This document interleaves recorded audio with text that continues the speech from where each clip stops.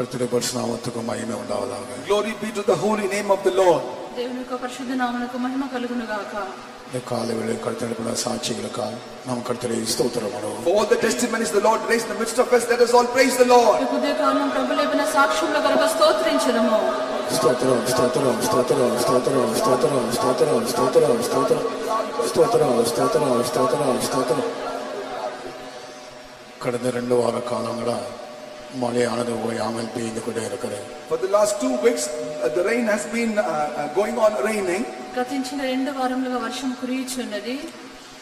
சில இடங்களில் மழையினால் சில வீடுகளில் தண்ணி ஏறி அவங்களுக்கு சமைச்சு சாப்பிட வசதி இல்லாமல் காணப்படுகிறார்கள்.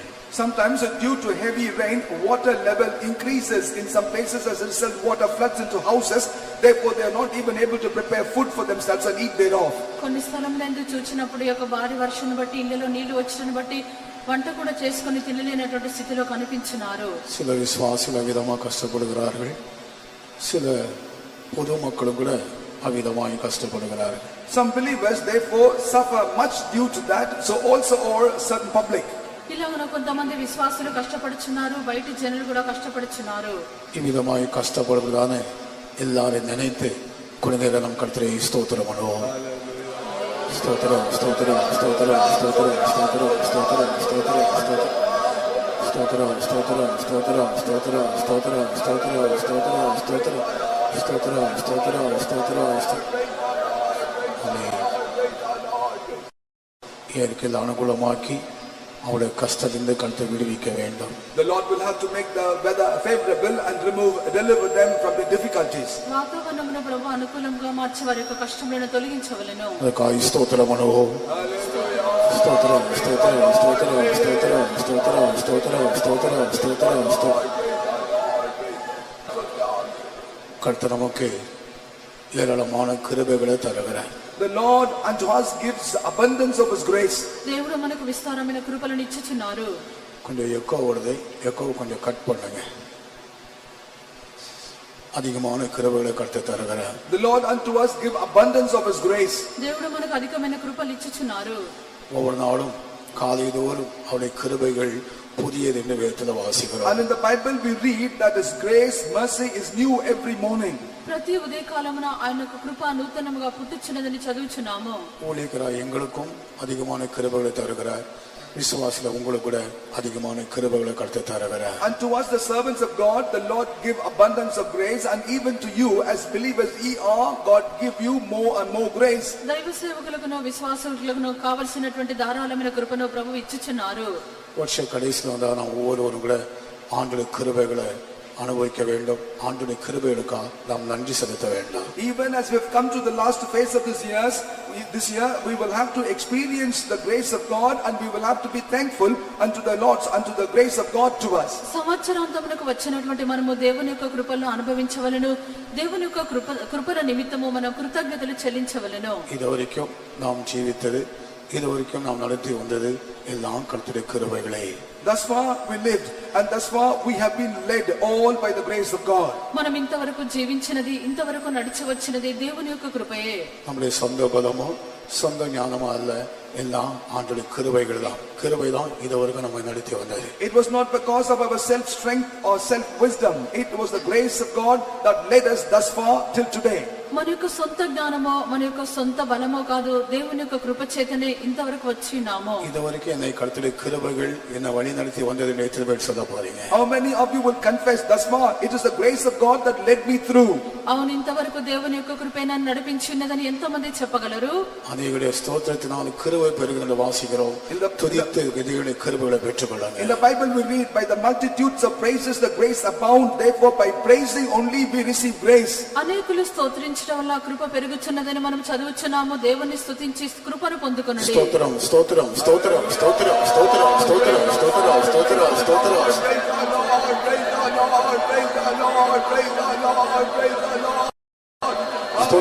స్తోత్రం స్తోత్రం స్తోత్రం స్తోత్రం స్తోత్రం స్తోత్రం. கிருபையே உன்னை இந்நாள் வரையும் காத்தது என் கிருபையே. கிருபையே உன்னை இந்நாள் வரையும் காத்திரு ஜெயமான பாதை சென்றிட செய்தி செப்பமான இன்பம் ஜெயமான பாதை சென்றிட செய்தி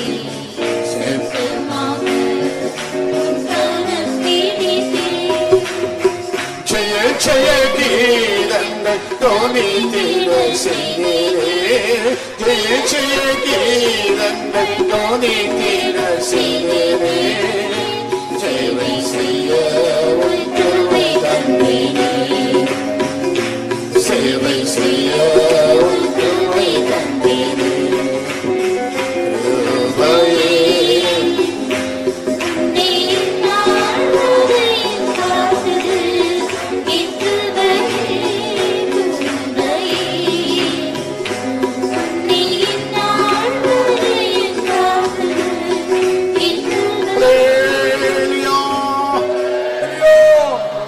கிருபை நம்மை பார்த்து சொல்லுது எல்லாம் கிருபை நீ பாதுகாக்கப்பட்டது நீ நடத்தப்பட்டது நீ ஊழியம் செய்தது உனக்கு ஜெயம் கிடைத்தது எல்லாம் என்னுடைய கிருபைன்னு சொல்லி கிருபை நம்மை பார்த்து சொல்லுது. Looking unto us, the grace speaks to us, thus saying, thus far you have been allowed to live, you walked that far, you ministered, you went through, it's all by my grace. That's what the grace says to us. నీవు ఇంతవరకు కాపాడబడినది నీవు ఇంతవరకు నడిపించబడినది నువ్వు జీవించినది అంతయు నా యొక్క కృప నీ కృప చెప్పుచున్నది. எல்லாம் ஆண்டோட கிருபைன்னு சொல்றவங்க ஒரு ஹல்லேலூயா சொல்லுங்க. ஜெயமான பாதை சென்றிட செய்தே செப்பமாக இன்பம் ஆமென். ஜெயமான பாதை சென்றிட செய்தே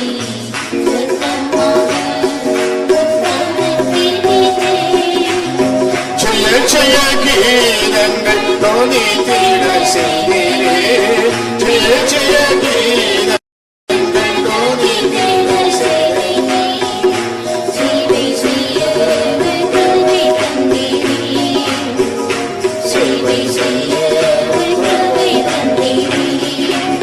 ஜெயமான பாதை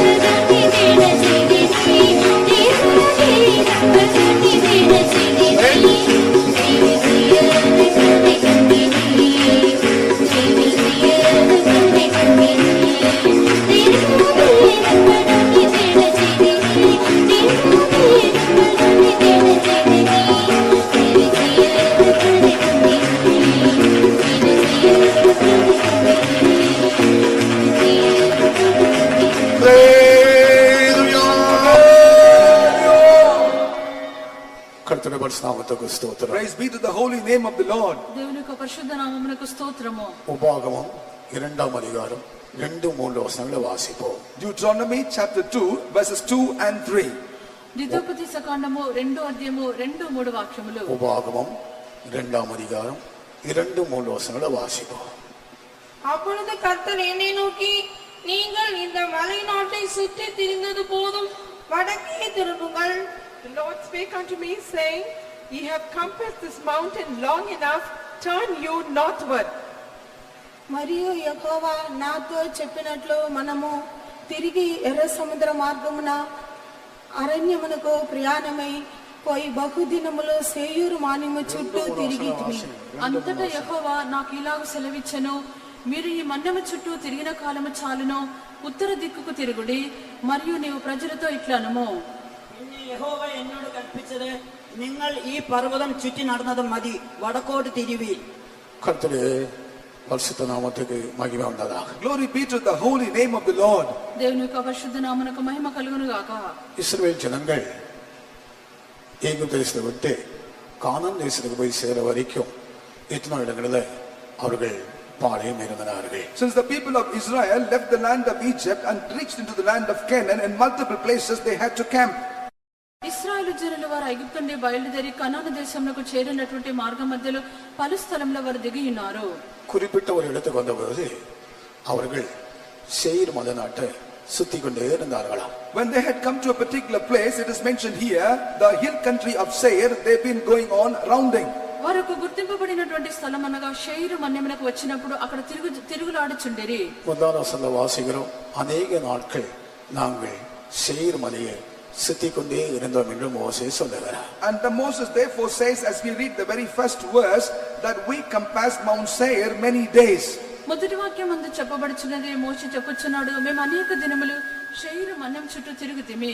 அநேக நாட்கள் சேயீர் மலையை நாங்கள் சுத்தி வந்தோம், சுத்தி கொண்டே இருந்தோம். We compassed Mount Seir again and again for many days. బహుదినములు షేరు మన్యం చుట్టూ మేము మరలా తిరిగి ఉన్నాము. இப்பொழுது மோசே நோக்கி கர்த்தர் சொல்லுகிறார், சேயீர் மலை நாட்டை சுத்தினது போதும், வடக்கே திரும்புங்கள். Therefore, now unto Moses, the Lord spake unto him, saying, it is enough that you compass this mountain long enough, turn ye northward. ఇప్పుడు దేవుడు మోషేతో చెప్పుచున్నాడు, మీరు మన్యము చుట్టూ తిరిగిన కాలము చాలును, ఉత్తర దిక్కుకు తిరుగుడి. இந்த மலை நாட்டை சுத்தினது போதும், வடதிசைக்கு திரும்புங்கள் என்று மோசே மூலமா கர்த்தர் சொல்லுகிறார். Unto Moses the Lord said, it is enough that you compassed around this mountain long enough, now turn northward. మోషేతో దేవుడు యొక్క మన్యము చుట్టూ తిరిగిన కాలము చాలును, ఉత్తర దిక్కునకు తిరుగుడు అని చెప్పెను. இந்த சேயீர் மலை நாடுன்னு சொல்லும்போது அது ஏசாவுக்கு கொடுக்கப்படுதான ஒரு சுதந்திரமாகும். The Mount Seir is the one that has been given as an inheritance unto Esau. ఈ యొక్క షేరు మన్యం అని చెప్పినప్పుడు ఏశావుకు ఇవ్వబడినటువంటి స్వాస్థ్యమైనది. கர்த்தருடைய பரிசுத்த நாமத்துக்கு ஸ்தோத்திரம். Glory be, praise be to the holy name of the Lord. దేవుని యొక్క పరిశుద్ధ నామమునకు స్తోత్రము.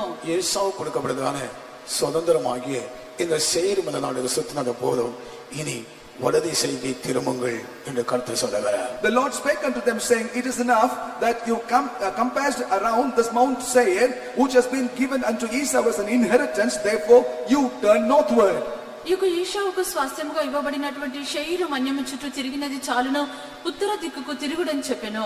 நாமும் கூட வருஷ கடைசியில் வந்திருக்கிறோம். இந்த வருஷத்துல சேயீர் மலை நாட்டை இஸ்ரவேலை சுத்தி வந்தது போல நாமும் கூட சுத்தி கொண்டே இருக்கிறோமா? We also have come to the last phase of this year, like the people of Israel have compassed around Mount Seir. Also are we compassing around our Mount Seirs?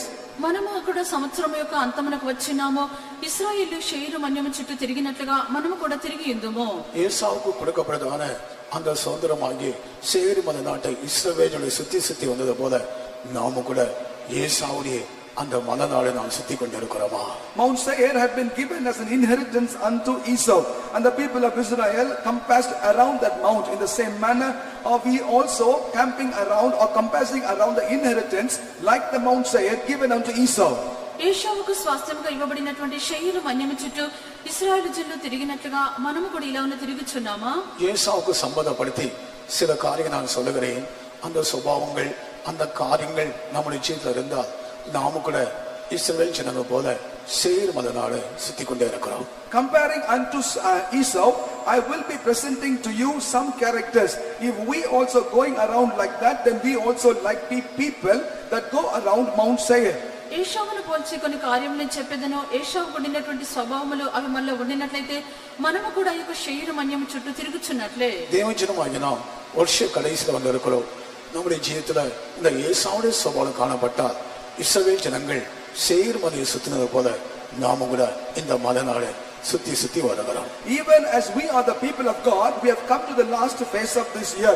If we have the characters that were seen in Esau, we also, like the people of Israel, will be going on rounding, compassing the Mount Seir in our life. మనము సంవత్సరాంతం వచ్చున్నాము. ఇశ్రాయేలు జనులు share మన్యము చుట్టూ తిరిగినట్లుగా ఈ యొక్క ఏశావుకు ఉండినటువంటి స్వభావాలు మనలో ఉండినట్లయితే మనము కూడా తిరుగుచున్నట్లే. முதலாவதாக இந்த ஏசா பற்றி நாம் படிக்கும்போது ஆதியாகமம் 25ஆம் அதிகாரம் 27ஆம் வசனத்துல இவன் ஒரு வன சஞ்சாரி என்று படிக்கிறோம். First and the foremost, as we read in the book of Genesis, chapter 25, verse 27, there we read, he was a hunter and he therefore lived in the forest.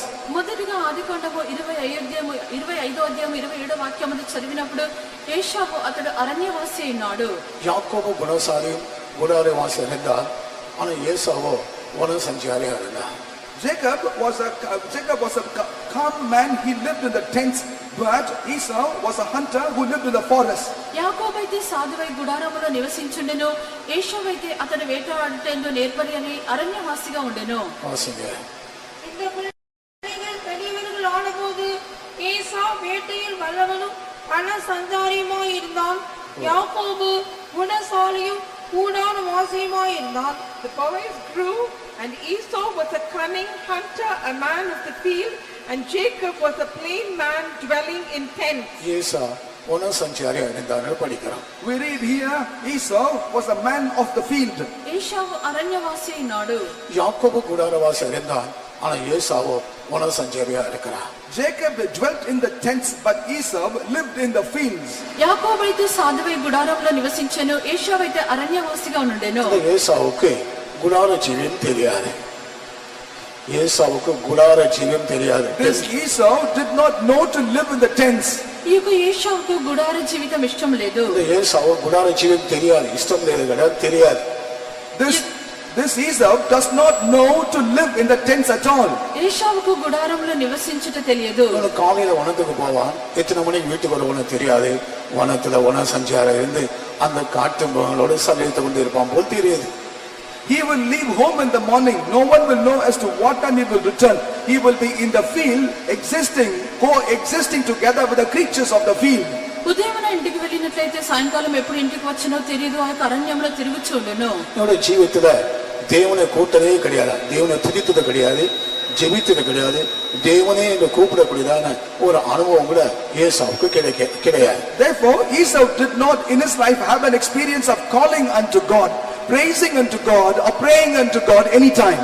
ఏశావు యొక్క జీవితమందు దేవుని స్తుతించుటయో ప్రార్థించుటయో దేవుని వెతుకుటయో అటువంటి అనుభవం కనిపించటలేదు. அப்பா அம்மா கூட இருந்தால்தானே அவனுக்கு தேவனை துதிக்கிற ஒரு அனுபவம், ஜெபிக்கிற ஒரு அனுபவம், தேவனை நோக்கி கூப்பிடக்கூடிய ஒரு அனுபவம் இருக்கும். இவனுக்கு அந்த கூடாரத்தில் இருக்கக்கூடிய அனுபவமே இல்லை, வனசஞ்சரியா இருக்கிறான்.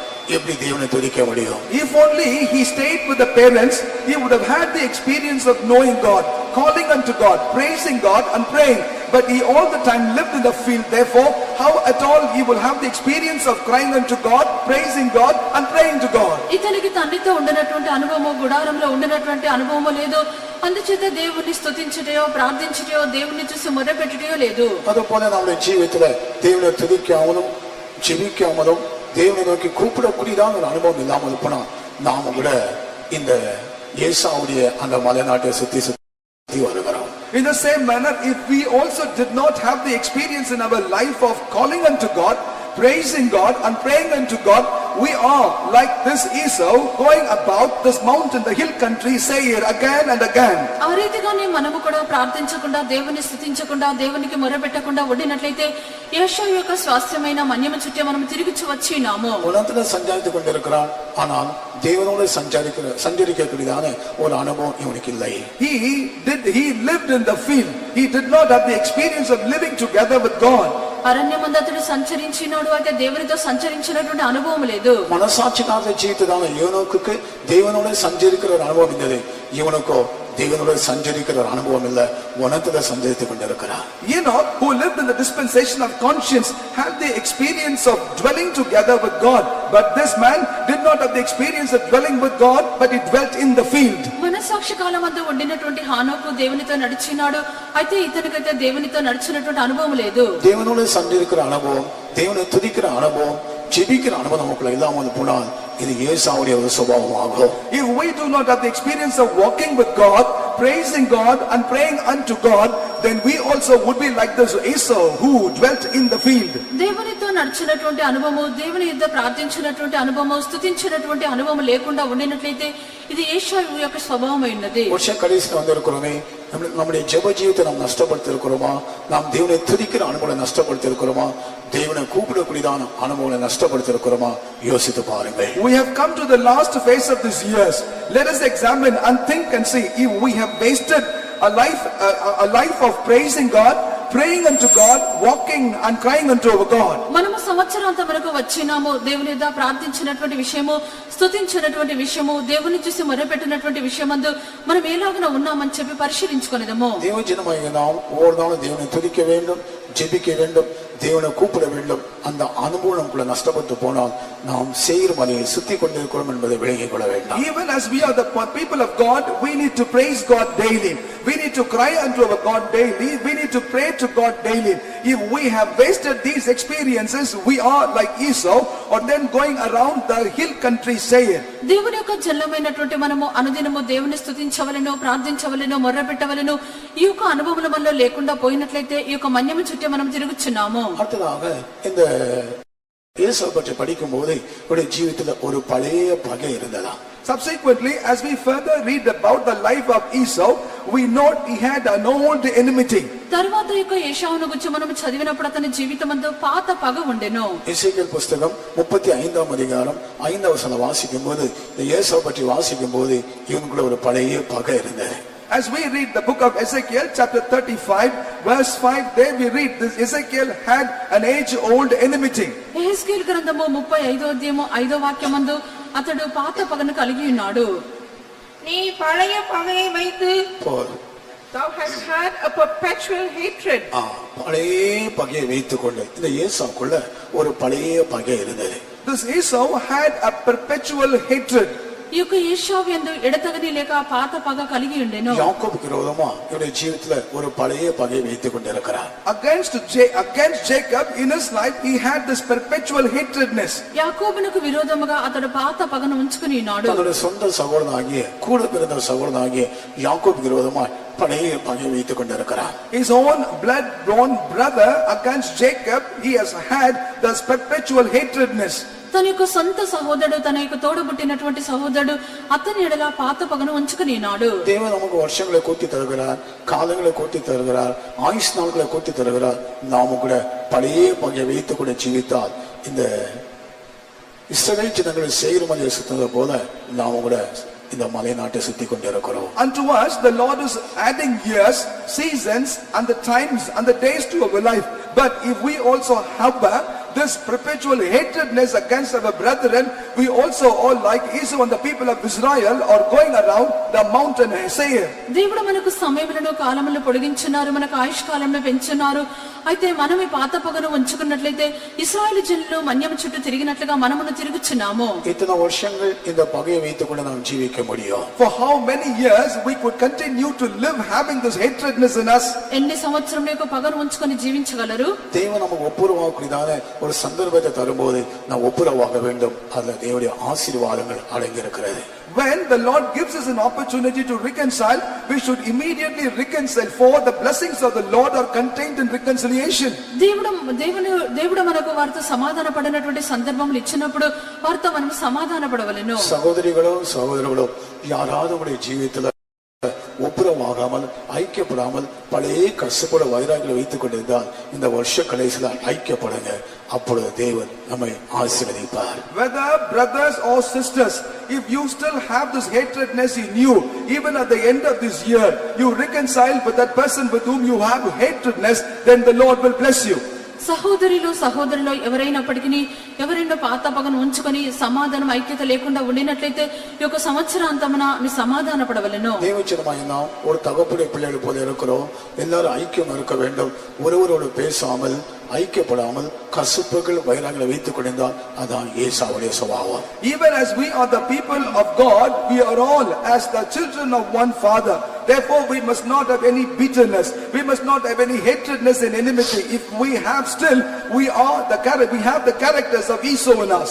దేవుని యొక్క జల్లమైనటువంటి మనము ఒక తండ్రి పిల్లలమైనామో మనము చేదు అసూయ ఉంచుకొని ఉండకూడదు.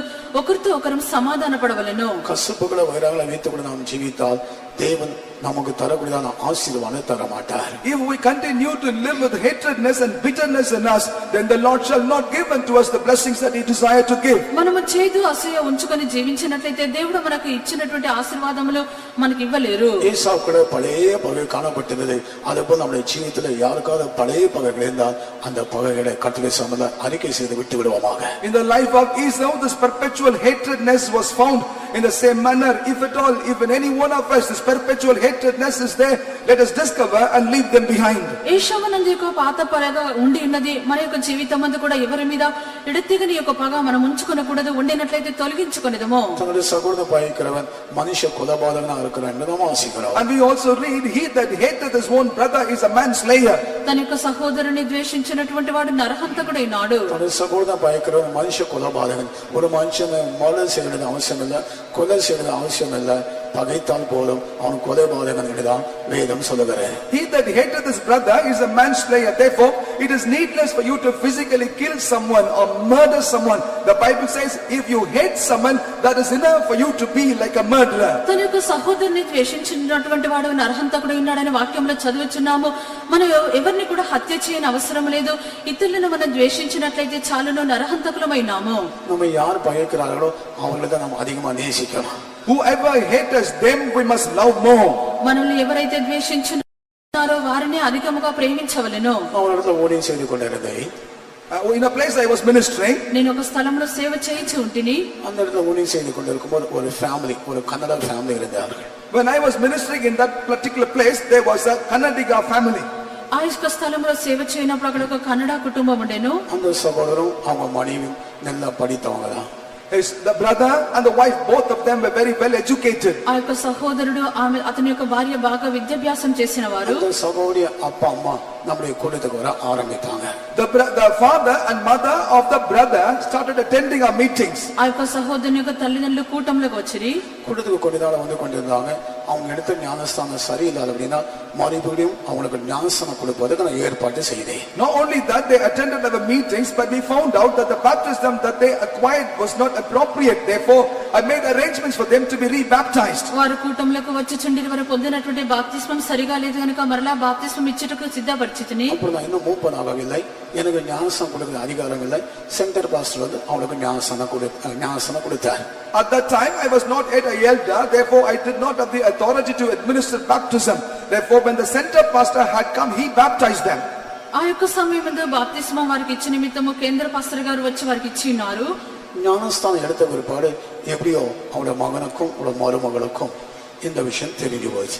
After they received the waters of baptism, somehow or the other, the son and the daughter-in-law had come to know about this. వారు బాప్తిస్మం తీసుకున్న పిమ్మట వారి యొక్క కొడుకు కోడలికి విషయం తెలిసినది. என்னோட பேச வேண்டும் என்று சொல்லி தன்னுடைய வீட்டுக்கு என்ன அழைத்தார்கள். And then they invited me, saying that they need to talk to me. వారితో మాట్లాడవాలని చెప్పి వారి ఇంటికి పిలిచినారు. பேசும்போது அவங்க கேட்டாங்க, எப்படி நீங்க ஞானஸ்தானம் கொடுக்கலாம், எங்களுடைய அனுமதி இல்லாம, பிள்ளைகளாக எங்களுடைய அனுமதி இல்லாம நீங்க எப்படி ஞானஸ்தானம் கொடுக்கலாம்னு சொல்லி கேட்டாங்க. When they began to talk to me, then they put forth the question asking, when we are the children here, how come without our permission you ever given baptism to my parents? వారు నన్ను పిలిచి పిల్లలమైనటువంటి మా యొక్క అనుమతి లేకుండా వారికి ఎలాగైనా మీరు బాప్తిస్మం ఇచ్చినారని అడిగినారు. நான் கேட்டேன், உங்களுடைய ஆத்துமாவுக்கு அவங்கதான் உத்தரவாதம், உங்ககிட்ட கேட்க அவசியம் கிடையாது, அவங்களுடைய ஆத்துமாவுக்கு அவங்கதான் உத்தரவாதம். அவங்க கேட்டாங்க, நான் ஞானஸ்தானம் கொடுத்தேன், இதுல என்ன தப்பு இருக்குன்னு சொன்னேன். Then I told them, every person is individually responsible for their own soul. Therefore, they asked for this to be given to them. I had arranged for them to be baptism. What is the wrong in it? I asked. నేను చెప్పినాను, ప్రతి ఒక్కరి వారి యొక్క ఆత్మ విషయమందు వారే ఉత్తరవాదులై ఉన్నారు. వారికి నేను బాప్తిస్మం ఇచ్చినది ఏమి తప్పని చెప్పి అడిగినాను. அவங்கள கன்வின்ஸ் பண்ணவே முடியல. ரெண்டு பேரும், அந்த பையன் எல்லாம் படித்த அட்வொகேட், அந்த சகோதரி கூட ஒரு ஆங்கில இந்தியன், எல்லாம் படிச்சவங்க தான். பயங்கரமான ஹாட் டிஸ்கஷன்ல கடைசி நல்ல சகோதரி கெட் அவுட் சொல்லிட்டாங்க என்ன. I tried a lot to convince them, but the argument went on, and finally that man was an advocate, that sister also was a very well educated, in utter anger, and finally that sister looked unto me and said, get out. వారిద్దరు బాగా చదివినటువంటి వ్యక్తులు, వాళ్ళిద్దరితోటి ఈ యొక్క విషయంలో సమాధానపరచలేకపోయినాను. చివరిగా సహోదరి చెప్పినది, మీరు బయటికి వెళ్ళిపోమని చెప్పినది. Hereafter don't come to my home. Okay, get out అన్నారు. అంతే సిస్టర్ ప్రైస్లా நான் போறதுக்கு முன்னால ஒரு சின்ன ஜாமான் சொல்லி நான் ஜாமான் அங்கிருந்து ஃபெய்தம் வந்துட்டேன். And the sister said, hereafter don't come to a house at all, get out. Then I said, okay sister, before I go, would you allow me to pray for you? Then I offered a small prayer and I came to the faith home. ఆ సహోదరి చెప్పినది, ఇక మీదట మీరు ఎన్నడూ కూడా మా ఇంటికి రాకూడదు, వెళ్ళిపోండి అని చెప్పినది. అప్పుడు నేను నెమ్మదిగా చిన్న ప్రార్థన చేసి వెళ్ళిదనని చెప్పి ప్రార్థించి వెళ్ళిపోయినాను. నైట్ అன்னைக்கு வந்தேன், இந்த குடும்பத்துக்காக ஜெபம் பண்ணேன். காலையில ஃபெய்தோம்ல ஜெபம் இருக்குமே, அந்த ஜெபம் முடித்த பிற்பாடு திரும்பி அந்த வீட்டுக்கு போயிட்டு பிரைஸ் தி லார்ட் சிஸ்டர் டோரை நாக் பண்ணேன். I came to the faith home, prayed for them, and then in the morning also in the praising prayer we prayed for them, and when the morning prayer was over, I went to that house again and knocked at the door saying, praise the Lord, sister. నేను విశ్వాస గృహమునకు వచ్చి ఆ కుటుంబం కొరకు ప్రార్థించినాను. మరుసటి దినమున ఉదయకాలము కూడా ప్రార్థన ముగించిన పిమ్మట మళ్ళా వారి యొక్క ఇంటికి వెళ్లి వారికి తలుపు తట్టి సహోదరి స్తోత్రం అని చెప్పినాను. அவங்க என்ன பகைத்தாங்க, கெட் அவுட் ஆனாங்க. நான் கெட்டி உள்ள போறேன். They hated me and they told me get out, but then I volunteered to re-enter into that house again. ఆమె నన్ను ద్వేషించినది, బయటికి వెళ్ళిపోమని చెప్పినది. అయితే నేను నా అంతటా నేనే వారి ఇంటికి వెళ్ళిచ్చున్నాను. கெட் அவுட் ஆனதான அந்த சௌகரிய தான் கதை திறந்தாங்க. ப்ளீஸ் கம் இன்சைட் நாங்க உட்கார்ந்தேன். காஃபி கொடுத்தாங்க, குடிச்சேன். ஜாமணி திரும்பி வந்தேன். அன்னிலிருந்து அந்த வீட்டுல என்ன ஸ்பெஷல் செய்தாலும் கூட ஃபர்ஸ்ட் எனக்கு தான் அனுப்புவாங்க. That very sister who told me saying get out, she welcomed me that morning, opened the door, come inside, and she gave me a cup of coffee. Not only that, subsequent to that, whenever they make any item that is special, delicacy for them, they will first send a portion to the faith home. బయటికి వెళ్ళిపోమని చెప్పినటువంటి ఆ సహోదరి లోపలికి రమ్మని ఆహ్వానించినది. నేను వెళ్లి కూర్చున్నాను, కాఫీ తాగినాను. ఆ యొక్క దినం మొదలుకొని వారి ఇంటిలో ఏది ప్రత్యేకంగా చేసినప్పటికీ నాకు ముందుగా పంపించుదురు. உங்களை யாராவது கெட்டதுன்னு சொன்னா திரும்ப உங்க வீட்டுக்கு போறீங்களா? முகத்தை பார்த்தாவே தெரியுது, சொல்ல மாட்டேன்றாரு. போறதுக்கு மனசு வருமா? ஆனா நான் ஊழியக்காரங்க, எல்லாரோட ஐக்கியமா இருக்கணும். நீங்க கெட் அவுட்னு சொன்னாலும் கூட கெட்டின்னு சொன்னா எனக்கு என்ன வேணும்? மன்னிக்க எழுதுங்களே கடமை. That is the human nature. But I am a servant of God. Whether you say get out or get in, it doesn't matter for me. My duty is to forgive you. వారు ఎవరైనా మనం బయటికి వెళ్ళిపోమని చెప్పినట్లయితే మనం మరలా తిరిగి వెళ్ళటకు మనసు ఉండదు. అది మనకు మంచి స్వభావమైనది. అయినప్పటికీ మేము సేవకులమైనాము. நாம் நம்முடைய ஜீவிதத்துல பழைய கசப்புகளை வைத்துக் கொண்டு நாம் ஊழியம் செய்தால் நாம் சீயோனை போய் சேர முடியுமா? In this manner, if I continue to have perpetual hatredness in me and continue to minister, will I ever be able to reach Zion? ఈలోగా మనము పాత పగను ఉంచుకొని కొనసాగించి జీవించినట్లయితే మనము సియోను వెళ్ళి చేరగలమా? நீங்க குடும்பத்துல பழைய பகை வைத்துக் கொண்டு ஜீவித்தால் நீங்க பரலோகத்துக்கு போய் சேர முடியுமா? If you also have the perpetual hatredness in you and continue to live in your life, would you be able to reach heaven? మీరు మీ యొక్క కుటుంబమునందు పాత పగను ఉంచుకొని జీవించినట్లయితే మీరు యెరూషలేము వెళ్ళి చేరగలరా? பழைய பகையானது அது ஏசாவுடைய சுபாவம். அந்த சுபாவத்தை வைத்துக் கொண்டு நீங்க ஜீவித்தால் நீங்க மலைநாட்டை சுத்தி கொண்டே இருக்கிறீங்க. The perpetual hatredness is the character of Esau. If you also have that character in you, you also will be camping around that mountain. ఈ యొక్క పాత పగ అని చెప్పినప్పుడు అది ఏశావు యొక్క స్వభావము. ఈ యొక్క పాత పగను మీరు ఎంచుకొని జీవించినట్లయితే మీరు ఆ యొక్క మన్యము చుట్టూ తిరుగుచున్నారు. அதில் யாருடைய ஜீவிதமாவது இந்த பழைய பகையை வைத்துக் கொண்டு ஜீவித்திருந்தால் இதோட விட்டு விடுங்க. நாம் புதிய வருஷத்துக்கு ஆயத்தப்பட வேண்டும். அதுக்கு மேலாக பரலோகத்துக்காக ஆயத்தப்பட வேண்டும். Therefore, in case any one of you still are living in your life with this perpetual hatredness, you must leave that behind right away. For we need to prepare ourselves for the new year and also to the heaven. ఈ యొక్క పాత పగను ఎవరైనా ఉంచుకొని జీవించినట్లయితే దయచేసి దాన్ని వదిలిపెట్టుడి. మనం కొత్త సంవత్సరంలోనికి ప్రవేశింపవలను, పరలోకమునకు వెళ్ళవలను. இந்த விதமான பகைகளை வைத்துக் கொண்டு நாம் ஜீவிக்க வேண்டாம். அந்த பகைக்கு ஒரு முற்றுப்புள்ளி வைப்போமாக. Let us not live in our life with any hatredness. Let us give a full stop to that hatredness. ఎటువంటి పగలు ఉంచుకొని మనం జీవించకూడదు, వాటికి ముగింపు కలిగించదము. இயேசு சொன்னார், பழைய பகை வைத்துக் கொண்டு ஜீவித்தவர் ஆகையால் அந்த பழைய பகை நமக்குள்ள இருந்தால் நாம் கூட சேயீர் மலையை சுத்தி வருகிறோம். Esau was a man who had the perpetual hatredness. If we also have this perpetual old hatredness in us, we will be compassing only around this mountain. ఏశావు అని చెప్పినప్పుడు పాత పగను ఉంచుకునేటువంటి వాడు, పాత పగను మనము కలిగి ఉండినట్లయితే ఇక శరీరం మన్యము చుట్టూ తిరుగుచున్నాము. அடுத்ததாக இவன் ஆசீர்வாதத்தை இழந்து போனவன். And subsequently, this was the one that had lost the blessings. తరువాత ఇతడు ఆశీర్వాదమును కోల్పోయినవాడు. எபிரேயர் 12ஆம் அதிகாரம் 17ஆம் வசனம் வாசிக்கும் போது ஆண்டுடைய ஆசீர்வாதத்தை இழந்து போனவன். As we read Hebrews chapter 12 verse 17, there we read that this was the man who lost the blessings of God. Hebrew 12:17 ఇతడు దేవుని యొక్క ఆశీర్వాదములను కోల్పోయిను. ஆசீர்வாதத்தை கேட்கிறான், ஆனால் அவனுக்கு ஆசீர்வாதம் கிடைக்கவில்லை. He asked for the blessings, but he did not receive blessings. అతడు ఆశీర్వాదములు అడిగి ఉన్నాడు, అయితే ఇతనికి ఆశీర్వాదములు లభించలేదు. வாசிங்க. ஏனென்றால் பிற்பாடு அவன் ஆசீர்வாதத்தை சுதந்தரித்துக் கொள்ள விரும்பியும் ஆகாது என்று தள்ளப்பட்டதை அறிவீர்கள். அவன் கண்ணீர் விட்டு கவலையோடு தேடியும் மனமாறுதலை காணாமல் போனான். Afterward, when he would have inherited the blessing, he was rejected, for he found no place for repentance, though he sought it carefully with tears. ஆசீர்வாதத்துக்காய் அவன் கேட்கிறான், கண்ணீரோடு கேட்கிறான். ஆனால் ஆசீர்வாதத்தை அவன் பெற முடியவில்லை. With tears he sought for the blessings, but he was not able to receive inherent blessings. అతడు ఆశీర్వాదం నిమిత్తము కన్నీళ్లు విడిచి అడుగుచున్నాడు, అయినప్పటికీ ఆశీర్వాదం అతనికి దొరకలేదు. ஒவ்வொரு தேவ சமூகம் கூடி வருகிறோமே, நாம் ஆசீர்வாதத்தை பெறுகிறோமா அல்லது ஆசீர்வாதத்தை நாம் எழுத போகிறோமா? Week after week we gather together in God's presence. In God's presence, are we receiving the blessings of God, or are we losing God's blessings? మనము తరచుగా దేవుని యొక్క సన్నిధానమునకు సమకూడి వచ్చుచున్నాము, ఆశీర్వాదములు పొందుకొనిచున్నామా లేక ఆశీర్వాదములు కోల్పోవచ్చున్నామా? ஆசீர்வாதத்தை பெறுகிறோம், ஆனால் அதுக்கிட்டுதான் சோதனை வந்த உடனே ஆசீர்வாதத்தை நம்ம எழுத போகிறோம். We do receive blessings, but when our trial corresponding to that come, we also subsequently lose those blessings. ఆశీర్వాదములు పొందుచున్నాము, అయితే దానికి తగిన శోధన కలిగినప్పుడు కోల్పోవచ్చున్నాము. தேவஜனமாக நீங்கள் ஆண்டுடைய ஆசீர்வாதம் பெறவில்லை என்று சொன்னால் விலகிக் கொள்ள வேண்டும். நீங்கள் செய்யும் மதியை சுத்தி கொண்டே இருக்கிறீர்கள். Therefore, if you as people of God have not received any blessings, you need to understand that you are compassing around Mount Seir. కావున దేవుని యొక్క జల్లైన మీరు గ్రహించవలను, ఆశీర్వాదములను పొందవలనను మీరు శరీరం అన్యం చుట్టే తిరుగుచున్నారు. எழுத்தின்படியான ஆசீர்வாதத்தை பற்றி நான் சொல்லவில்லை, ஆவிக்கிற ஆசீர்வாதத்தை தான் சொல்லுகிறேன். I am not speaking here about the literal blessings. I am speaking here to you about the spiritual blessings. అక్షర ప్రకారమైనటువంటి ఆశీర్వాదము నిమిత్తము కాదు, ఆత్మీయమైన ఆశీర్వాదం నిమిత్తము చెప్పుచున్నాను. அபிஷேகம், அந்நிய பாஷை, புதிய சந்தோஷம், ஆவிக்கிற சந்தோஷம், பரலோகத்தின் ஆனந்தம், இதெல்லாம் ஆவிக்கிற சந்தோஷங்கள். Anointing, tongues, the new joy, the spiritual ecstasy, and the ecstasy or the joy of the heaven. These are all spiritual blessings. అభిషేకము, అన్య భాషలు, నూతన సంతోషము, పరలోక సంతోషము, ఇవన్నీ దేవుని ఎదుట పొందినవే. விசுவாசிகள் யாராவது இதுவரைக்கும் அபிஷேகம் பெறாமல் இருந்தால் வருஷ கடைசியில காத்திருந்து நீங்க அபிஷேகத்தை கண்டிப்பாக பெறதான் வேண்டும். இல்லாவிட்டால் ஆண்டுடைய ஆசீர்வாதம் என்ன நீங்க விளங்கிக் கொள்ளுங்க.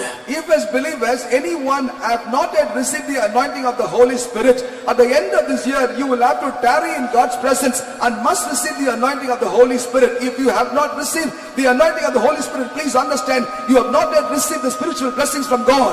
విశ్వాసులైనటువంటి వారికి ఎవరికైనా అభిషేకం లేకుండా ఉండినట్లయితే సంవత్సరాంతమునకు వచ్చినామో దేవుని యొక్క సన్నిధానమందు కనిపెట్టి అభిషేకమును పొందుకొనవల్లో లేనట్లే మీకు ఆశీర్వాదం లేనట్లే. இந்த ஏசா ஆசீர்வாதத்தை தேவனிடத்தில் கேட்கவில்லை, தன்னுடைய தகப்பனிடம் தான் கேட்கிறார். This Esau did not ask for blessings from God, but he sought blessings from his father. ఈ యొక్క ఏశావు ఆశీర్వాదమును దేవుని యొద్ద అడగలేదు, తండ్రి యొద్ద అడుగుచున్నాడు. சிலருக்கு தங்களுடைய பெற்றவனுடைய ஆஸ்தி வேணும், பெற்றவனுடைய ஆசீர்வாதம் வேணும், ஆண்டுடைய ஆசீர்வாதம் வேண்டாம். There are some that seek the inheritance of the parents and the blessings of the parents. They need not the blessings of God. కొందరికి తమ యొక్క తల్లిదండ్రుల యొక్క ఆస్తి కావాలను, తల్లిదండ్రుల యొక్క ఆశీర్వాదము కావాలను. சொத்து சரியா பங்கிட்டு போடாமல் போனா அதோட தொடர்ந்து பெரிய ஃபைட்டிங்கே நடக்கும். If the property is not distributed properly, together will start a war. వారికి ఉండినటువంటి సొత్తు సరిగా పంచి ఇవ్వకుండానట్లయితే అధికమైన అక్కడ పోరాటం எழுத்தினுடைய జరుగుతుంది. ஆசீர்வாதத்தை தான் விரும்புறாங்க, ஆனா ஆவிக்குரிய ஆசீர்வாதத்தை விரும்புவதில்லை. They desire literal and the literal blessings, but they desire not spiritual blessings. అక్షర ప్రకారమైన ఆశీర్వాదములు కోరుచున్నాము, అయితే ఆత్మీయ ఆశీర్వాదములు కోరుటలేదు. இதெல்லாம் ஏசாவுடைய சுபாவம் என்று விளங்கிக் கொள்ளுங்க. Please understand, these are nothing but the character of Esau. ఇది ఏశావు యొక్క స్వభావం అని గ్రహించుడి. ஆகவே இயேசு சொன்னார், முதலாவதாக தேவனுடைய ராஜ்யத்தை நீதியை தேடுங்கள், அதை உட்பட எல்லாம் கூட கொடுக்க முடியும் தானே இயேசு சொன்னார். And that is the reason why Lord Jesus said, first and foremost seek ye the kingdom of God and his righteousness, then all these things shall be added unto you. Did he not say so? కావున యేసు చెప్పినారు, మీరు దేవుని యొక్క రాజ్యమును నీతిని మొదట వెతుకుడి, అప్పుడు అవన్నీ మీకు అనుగ్రహింపబడునని చెప్పెను. கர்த்தருடைய பரிசுத்த நாமத்துக்கு ஸ்தோத்திரம். Praise be to the holy name of the Lord. దేవుని యొక్క పరిశుద్ధ నామమునకు స్తోత్రము. இவ்விதமா ஏசாவுடைய சுபாவம் இடம் கொடுக்காதீங்க. ஏசாவுடைய சுபாவம் நமக்குள்ள இருந்தால் நாம் கூட சேயீர் மலை நாட்டை சுத்தி கொண்டே இருக்கிறோம். In this manner, give no room in you for the characters of Esau. If you do so, you also, like the people, will be roaming, compassing around Mount Seir. ఇలాగన ఏశావు యొక్క స్వభావమునకు చోటివ్వకుడి. మనం ఇలాగన చోటిచ్చినట్లయితే శరీరం అన్యమ చుట్టే తిరుగుచున్నాము. இந்த இயேசு பற்றி இன்னும் படிக்க போனா அவன் சேஷ்டபுத்திர பாகத்தை எழுத போனவன், தேவ சமூகத்தை எழுத போனவன். As we read further about Esau, we also understand that he has lost the blessings of the birthright of the firstborn, and he also has lost the presence of God.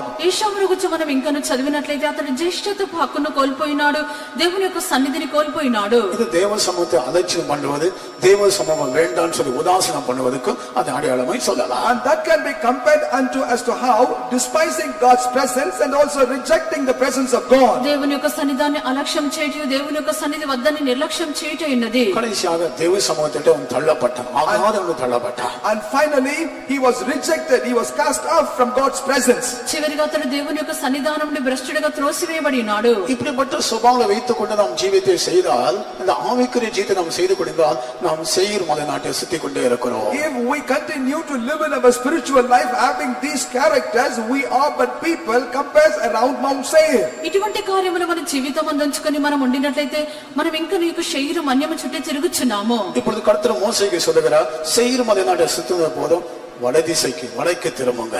Therefore now unto Moses God spake and saying that it is enough that you compass around Mount Seir, now turn you northward. ఇప్పుడు దేవుడు మోషేతో చెప్పుచున్నాడు, ఈ మన్యము చుట్టూ తిరిగిన కాలము చాలును, ఉత్తర దిక్కుకు తిరుగుడి. அன்றைக்கு மோசேக்கு தேவன் சொல்றது போல இன்றைக்கு கர்த்தர் நமக்கு சொல்லுகிறார், இந்த மலைநாட்டை சுத்தினது போதும், வட திசைக்கு திரும்புங்க. As to how God on that day told to Moses, today he says unto us that it is enough that you compass around Mount Seir, now turn you northward. ఆ యొక్క దినమున మోషేతో చెప్పినట్లుగా నేడు మనతో చెప్పుచున్నారు, ఈ మన్యము చుట్టూ తిరిగినటువంటి కాలము చాలును, ఉత్తర దిక్కునకు తిరుగుడి. எத்தனை பேர் இந்த வடக்கு திரும்புவதற்கு ஆயத்தமா இருக்கீங்க? How many of you are ready to turn towards the north side? ఎంతమంది యొక్క ఉత్తర దిక్కుకు తిరుగుటకు సిద్ధపడి ఉన్నారు? வட திசைக்கு நான் திரும்புவேன் என்று எத்தனை பேர் தீர்மானம் பண்றீங்க? How many of you determined I will turn to northward? ఉత్తర దిక్కునకు తిరగవాలని చెప్పి ఎంతమంది తీర్మానించినారు? இந்த சேயீர் மலையை சுத்தினது போதும், இந்த சேயீர் மலையாகிய இந்த இயேசுவுடைய சுபாவம் எனக்கு வேண்டாம், இப்பொழுது நானும் கூட இப்போ இந்த வட திசைக்கு நான் திரும்புவேன் என்று எத்தனை பேர் சொல்ல போறீங்க? How many of you now will say it is enough that I compassed around Mount Seir, which is nothing but the characters of Esau. I do not want this anymore, therefore now I determine to turn to northward. ఈ యొక్క శరీర మన్యము చుట్టూ తిరిగినటువంటిది చాలును, యేషు యొక్క స్వభావము ఇంతవరకు ఉండినది చాలును, ఇప్పుడు నేను ఉత్తర దిక్కునకు తిరగదనని ఎంతమంది తీర్మానించినారు? அப்படிப்பட்டவங்க ஹல்லேலூயா சொல்லுங்க. கர்த்தருடைய பரிசுத்த நாமத்துக்கு ஸ்தோத்திரம். Praise be to the holy name of the Lord. దేవుని యొక్క పరిశుద్ధ నామమునకు స్తోత్రము. வட திசைக்கு திரும்பும்போது நான் பெற்றுக்கொள்ளக்கூடியதான ஒரு 5 ஆசீர்வாதங்களை உங்களுக்கு முன்பாக நான் வைக்க போகிறேன். When we turn to northward, we receive many blessings. I would like to place before you 5 today. మనం ఉత్తర దిక్కునకు తిరిగినప్పుడు మనం పొందుచున్న 5 ఆశీర్వాదములు చెప్పెదను. இந்த வட திசையோட விசேஷம் தான் என்ன? What is the greatness and the speciality of this northward? ఈ యొక్క ఉత్తర దిక్కు యొక్క ప్రత్యేకత ఏమిటి? இந்த வட திசையில தேவன் வாசம் பண்ணுகிறார். சியோன், இந்த வட திசையில சியோன் இருக்கு, அந்த சியோன்ல தேவன் வாசம் பண்ணுகிறார். It is in the north is Zion located, and in Zion God dwells. ఈ యొక్క ఉత్తర దిక్కున సియోను పట్టణము కలదు, దేవుడు దానిలో నివాసం చేయించున్నారు. 48వ సంగీతం 2వ వచనం వాసిக்கும் போது வட திசையில கர்த்தர் வாசம் பண்ணுகிறார். வட திசையில ராஜாதி ராஜா மகாராஜாவின் நகரம் உண்டு, அத சியோன், அந்த சியோன்ல கர்த்தர் வாசம் பண்ணுகிறார். In Psalm 48 verse 2, there we read that the joy of the whole earth is Mount Zion, and that is the city of the great king. வட திசையில கர்த்தர் வாசம் பண்ணுகிறார். சியோன் அங்க இருக்குன்னு சொல்லுங்க. The Lord is in the north and he dwells in Zion. 48వ కీర్తన 2వ వాక్యమందు ఉత్తర దిక్కున సియోను పట్టణమున్నది, మహారాజు అక్కడ నివాసం చేయించున్నారు. வாசிங்க. வடதிசையிலுள்ள சீயோன் பர்வதம் வடிவமான ஸ்தானமும் சர்வ பூமியின் மகிழ்ச்சியுமாய் இருக்கிறது. போதும். Beautiful for situation, the joy of the whole earth is Mount Zion on the sides of the north, the city of the great king. வட திசையில சியோன் இருக்கிறது, அதான் அவருடைய விசேஷம். It is on the north is Zion, and that is its speciality. ఉత్తర దిక్కున సియోను కలదు, అదే దాని యొక్క ప్రత్యేకత. அந்த வட திசையில சியோன்ல கர்த்தர் வாசம் பண்ணுகிறார். It is in Zion, which is in the northern side, God dwells. ఉత్తర దిక్కున సియోనులో దేవుడు నివాసం చేయించున్నారు. எல்லா ஆசீர்வாதங்களும் சியோனில் தான் நமக்கு புறப்பட்டு வருகிறது. All blessings together comes forward from Zion to us. అన్ని ఆశీర్వాదములు సియోన్లో నుండి వచ్చుచున్నవి. நாம் வாசிக்கிறோம், கர்த்தர் சியோனில் உங்களை ஆசீர்வதிப்பார் என்று நாம் படிக்கிறோம். And that is the reason why we also read from Zion, the Lord shall bless you. అందుచేతనే మనము చదువుచున్నాము, సియోను నుండి యెహోవా నిన్ను ఆశీర్వదించును. வானத்தையும் பூமி உண்டாக்கின கர்த்தர் சியோனில் உங்களை ஆசீர்வதிப்பார் என்று படிக்கிறார். We also read God who hath created heavens and the earth shall bless thee from Zion. భూమి ఆకాశములను కలుగజేసినటువంటి యెహోవా సియోను నుండి నిన్ను ఆశీర్వదించును. அப்படின்றால் பூமிக்குரிய ஆசீர்வாதங்களும் பலத்துடைய ஆசீர்வாதங்களும் சியோனில் தான் ஒரு மனுஷனுக்கு புறப்பட்டு வருகிறது. If that is the case, both the heavenly and the earthly blessings unto a person shall come forth only from Zion. అలాగన ఉండినట్లయితే భూ సంబంధమైన ఆశీర్వాదములు పరిసంబంధమైన ఆశీర్వాదములు సియోన్ నుండి బయలుదేరుచున్నవి. அதான் வட திசையில அந்த சியோன் இருக்கிறது. அங்கிருந்தான் நமக்கு பலவிதமான ஆசீர்வாதங்கள் புறப்பட்டு வருகிறது. It is in the northern side is Zion situated. Therefore, it is from Zion unto us comes forth forward many blessings. ఉత్తర దిక్కున సియోను ఉన్నది. ఆ యొక్క సియోన్ నుండి మనకు కావలసిన ఆశీర్వాదములు కలుగుచున్నవి. அதுல முதலாவது ஆசீர்வாதம் தான் நமக்கு மகிழ்ச்சி. இப்ப நான் வாசித்தோமே 48வது சங்கீதம் 2வது வசனம் வாசிக்கும் போது சியோன் சர்வ பூமிக்கு மகிழ்ச்சி வாசிக்கிறோமே. அந்த முதலாவது ஆசீர்வாதம் தான் கர்த்தர் நமக்கு மகிழ்ச்சியை தருகிறார். The first and the foremost blessings that we receive from Zion is the joy, and that is what we read in the verse that says the joy of the whole earth is Mount Zion. Therefore the Lord give unto us joy from Mount Zion. దాని యందు మొదటి ఆశీర్వాదమే సంతోషమైనది. సియోను సర్వభూమికి సంతోషకరముగా ఉన్నదని చెప్పి 48వ కీర్తన 2వ వాక్యం అని చదువుచున్నాము. எங்க மகிழ்ச்சி உண்டோ அங்க நமக்கு ஒரு பலன் உண்டு. Where there is joy, there we have strength. ఎక్కడ సంతోషం ఆనందం ఉన్నదో అక్కడ బలము కలదు. 8వ அதிகாரம் 10வது வசனம் வாசிக்கும் போது கர்த்தருக்குள்ள மகிழ்ச்சி இருப்பது உங்களுடைய பலன் என்று நாம் படிக்கிறோம். Nehemiah chapter 8 verse 10, there we read, the joy of the Lord is your strength. Nehemiah 8వ అధ్యాయము 10వ వాక్యం అని చదివినప్పుడు దేవుని యందు ఆనందించుటే మనకు బలమై ఉన్నది. எங்க மகிழ்ச்சி உண்டோ அங்க ஸ்ட்ரெngth, அங்க பலன் உண்டு. Therefore wherever there is joy, there is strength. ఎక్కడ సంతోషము కనిపించున్నదో అక్కడ బలం ఉన్నది. வட திசைக்கு திரும்பினாதானே இந்த மகிழ்ச்சி இந்த பலன் கிடைக்கும். திரும்பாமல் போனா சேயீர் மலையை சுத்தி கொண்டிருந்தால் எங்க பலன் கிடைக்கும்? Only if we turn towards the northern side, we will be able to receive this joy, then we can receive strength. But instead, if you are camping around Mount Seir, how can you receive the strength? ఈ యొక్క ఉత్తర దిక్కునకు మనం తిరిగినప్పుడు మాత్రమే ఈ యొక్క బలం మనకు దొరుకుచున్నది. శేయీరు మన్యం చుట్టూ తిరుగుచూ ఉండినట్లయితే ఈ బలం ఎట్లా దొరుకును? சியோனிலிருந்து கர்த்தர் நமக்கு மகிழ்ச்சியை தருகிறார். இந்த காலைவெளியில அந்த மகிழ்ச்சி முதன்மை கிடைக்கிறதான பலத்தை பெற்றுக்கொண்டு திரும்புங்க, வீட்டுக்கு திரும்புங்க. From Mount Zion, God gives you joy, and you shall also through joy receive strength. After receiving strength that comes to you from Zion, you shall return. That means you shall return to your home today. ఈ యొక్క సియోను నుండి దేవుడు మనకు సంతోషం ఇచ్చుచున్నారు. ఈ యొక్క సంతోషం వల్ల మనకు బలము కలుగుచున్నది. ఈ యొక్క బలమును పొందుకొని తిరిగి వెళ్ళదము. மன மகிழ்ச்சி நல்ல ஔஷதம் என்று நீதிமொழிகள் 17வது அதிகாரம் 22வது வசனம் வாசிக்கிறோம். Also in the book of Proverbs chapter 17 verse 22, that we read that the gladness, the merry is a great medicine. సామెతలు 17వ అధ్యాయం 22వ వాక్యమందు సంతోషమగల మనస్సు ఆరోగ్య కారణమని చదువుచున్నాము. மன மகிழ்ச்சி நல்ல ஔஷதம் போல இருக்கும். வாசிங்க. மன மகிழ்ச்சி நல்ல ஔஷதம். A merry heart doeth good like medicine. மன மகிழ்ச்சி நல்ல ஔஷதம், நல்ல ஔஷதத்தை கர்த்தர் தருகிறார். Merry heart doeth good like a medicine. That means the Lord therefore give unto us a merry heart, a joy. సంతోషము గల మనసు ఆరోగ్య కారణం అనగా మంచి ఔషధమును ప్రభు ఇచ్చుచున్నారు. அங்கே தேவஜனமாய் நாம் எப்பொழுது சந்தோஷப்படும் போது மகிழ்ச்சியா இருக்கும் போது அந்த மகிழ்ச்சி தான் நமக்கு ஒரு ஔஷதமாய் மாறுகிறது. Therefore, even as we are the people of God, we must rejoice always. When we rejoice like that all the time, that brings good healing to us. దేవుని చెల్లమైనటువంటి మనం ఎల్లప్పుడూ ప్రభునందు సంతోషించినప్పుడే అది మనకు ఔషధం ఆరోగ్యమైనది. ஒரு இடத்துல நான் ஊழியம் செய்யும் போது காலையில ஒரு 5 மணிக்கு ஒரு விசிட்டிங் போர்டு இருந்தது. ஒரு ஆத்மாவை சந்திக்க வேண்டியது. ஆகையால் காலையில 5 மணிக்கு என்னுடைய ஸ்கூட்டர்ல நான் தனியாக போய் கொண்டிருந்தேன். While I was ministering in a particular place, it so happened for me to visit a particular brother very early in the morning. Therefore, at about 5 a.m. I was traveling in my scooter. ఒక స్థలంలో సేవ చేయనప్పుడు ఉదయకాలంలో 5 గంటలకు ఒక విశ్వాసిని సంధించవలసినది. నేను స్కూటర్లో ఒంటరిగా వెళ్ళితిని. நல்லா சிரிக்கிற சத்தம் கேக்குது. ஆஹாஹான்னு சிரிக்கிற சத்தம் கேக்குது. என்ன சத்தம் கேக்குதுன்னு சொல்லி போனா அங்க வயசானவங்க வாலிபர்கள் எல்லாம் சேர்ந்து ஆஹாஹான்னு சிரிக்கிறாங்க. நான் கேட்ட என்ன விஷயம்? லாஃபிங் exercise. That's called லாஃபிங் exercise. I heard as I was going, a group of people were laughing. Then I stopped for a while and asked, inquired as to what that was. I could see the old people, the youths are like joined together and they were laughing. When I asked, they told me that's a laughing exercise. నేను ఆ మార్గమందు వెళ్ళిచుండినప్పుడు కొంతమంది నవ్వునటువంటి శబ్దం నాకు వినబడినది. నేను ఇది ఏమని అడిగినట్లయితే వారు వృద్ధులై ఉన్నారు. అది నవ్వు యొక్క అభ్యాసం అని చెప్పి ఉన్నారు. நான் கொஞ்ச நேரம் அதை பார்த்தேன். அவங்க ஆஹாஹாஹா சிரிப்போடுதோ இல்லையோ ஆஹாஹாஹான்னு அதாவது லாஃபிங் எக்ஸசைஸ் தான். நல்லா சிரிக்கணுமா, நல்லா லாஃபிங் எக்ஸசைஸ் செய்யறாங்க. இன்னும் கொஞ்ச நேரம் பிற்பாடு ஓன்னு கத்துறாங்க. நான் கேட்டேன் என்ன விஷயம்? அது தொண்டைக்கு எக்ஸசைஸா, தொண்டைக்கு நல்ல எக்ஸசைஸா. ஓன்னு கத்துறது. அதானே நம்ம ஆவில நிரம்ப மாட்டேன்றீங்களே, எங்க தொண்டைக்கு எக்ஸசைஸ் கிடைக்கும்? After watching them for a while, I also saw them also making us howling noise from the depth of their throat. I asked them as to what that was, and they said that's an exercise through the throat. And at the time of infilling in the Holy Spirit, that's what we are doing, and that's an exercise. But unfortunately, you are not doing. వారి యొక్క నవ్వుట యొక్క వ్యాయామం ముగించబడిన తర్వాత వారి గొంతు యొక్క వ్యాయామం చేసినారు.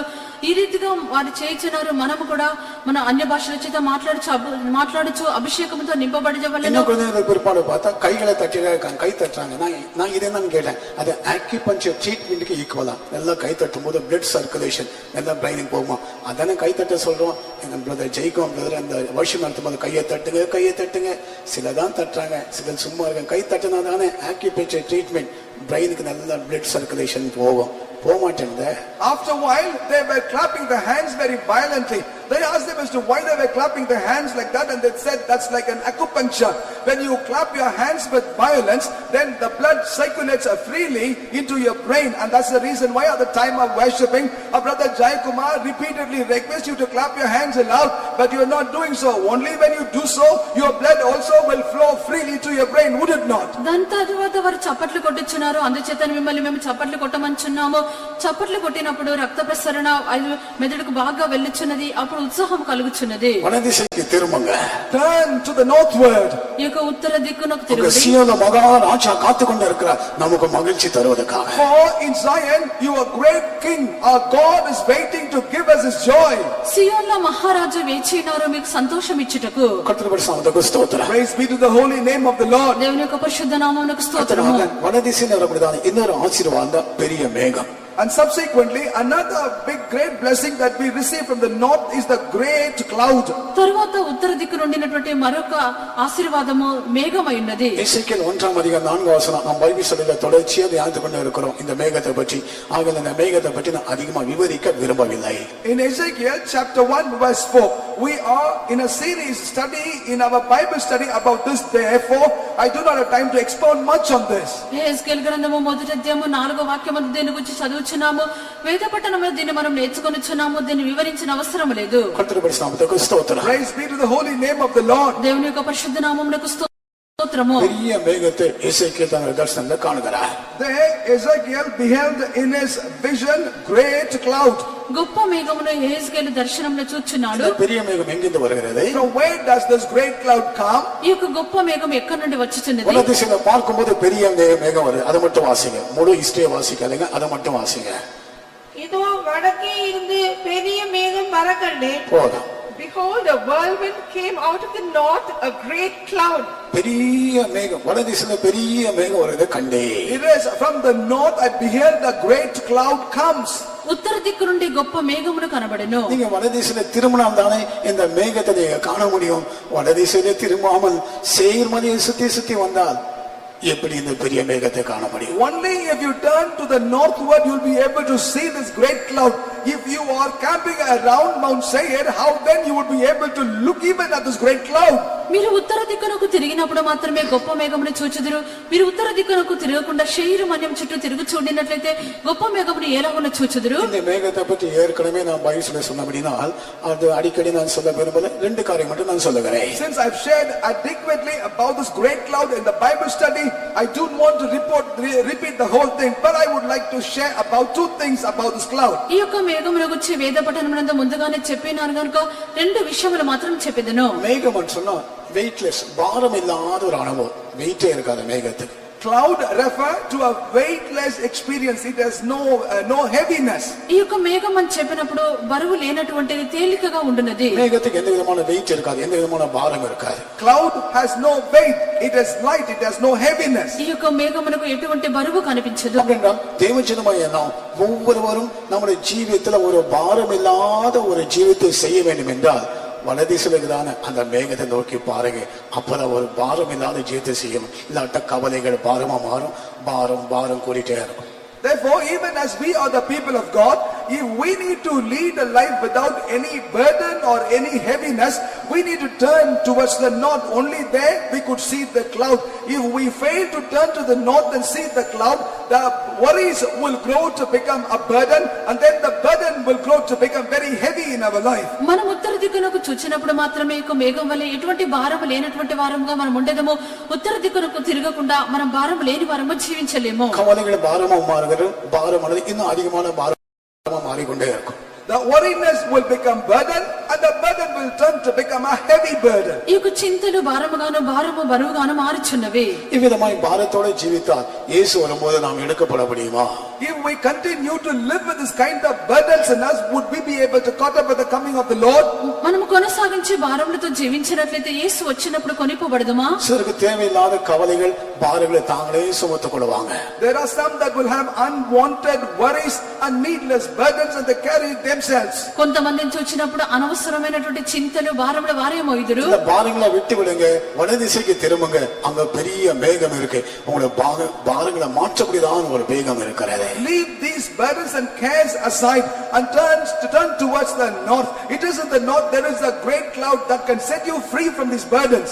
మీకు భారములను మీ చింతలను విడిచిపెట్టడి, మీరు ఉత్తర దిక్కునకు తిరుగుడి. அடுத்ததாக யாத்திராம் 13ஆம் அதிகாரம் 21 வசனம் வாசிக்கும் போது இந்த மேகத்தை பற்றி படிக்கும் போது இஸ்ரவேல் ஜனங்களை வழிநடத்தும்படியாக கர்த்தர் மேக ஸ்தம்பத்தினாலும் அக்னி ஸ்தம்பத்தினாலும் வழிநடத்தினார். And subsequently, as we read in the book of Exodus chapter 13 verse 21, there we read about this cloud, and the Lord had granted this cloud as the cloud, the pillar, the cloud as the cloud, a pillar of fire, and to lead them in the path of wilderness. తరువాత నిర్గమకాండము 13వ అధ్యాయము 21వ వాక్యమందు దేవుడు ఇశ్రాయేలు జనులను నడిపించే నిమిత్తము మేఘ స్తంభముగాను అగ్ని స్తంభముగా నుండి ఉన్నారు. அது நாம் தேவனால் நடத்தப்படுகிறதான அனுபவத்துக்கு அடையாளமா இருக்கிறது. And that is a type and example to the leading of God. ఇది దేవుని చేత మనం నడిపించబడినటువంటి అనుభవం అయినది. தேவஜனமாய் நாம் தேவனால் நடத்தப்பட வேண்டும், நம்முடைய குடும்பங்களும் தேவனால் நடத்தப்பட வேண்டும். Even as we are the people of God, both us and our families will have to be guided and led by God.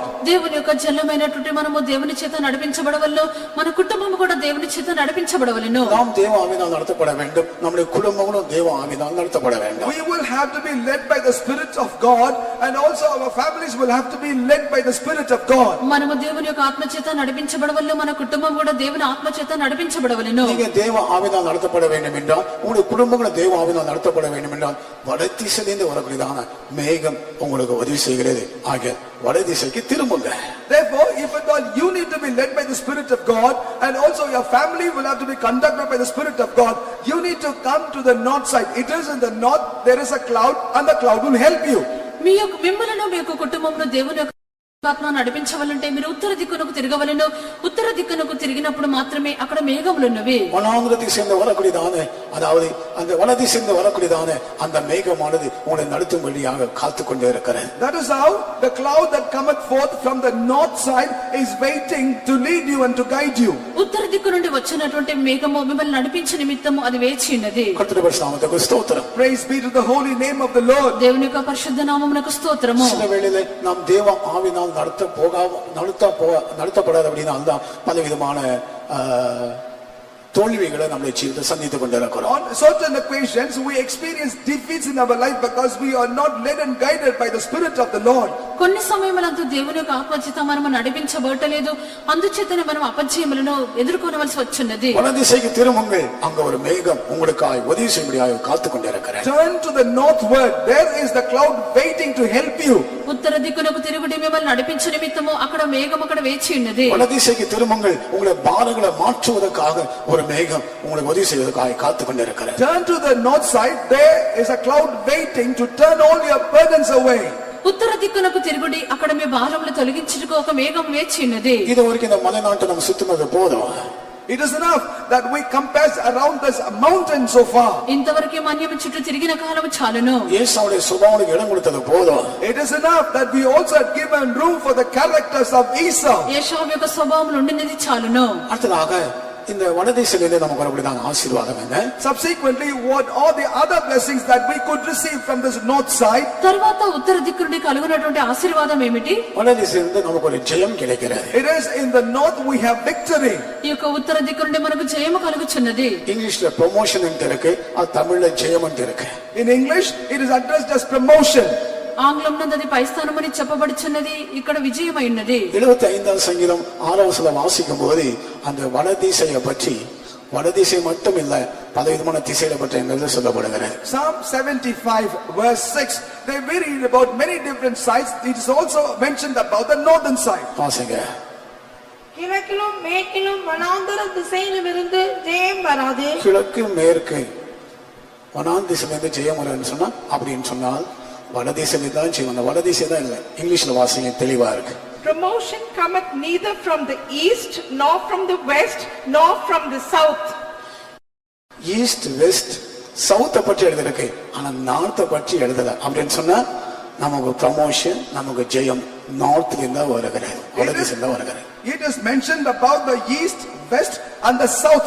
It is not mentioned about the north. Therefore we understand, if promotion comes, it comes to us from north only.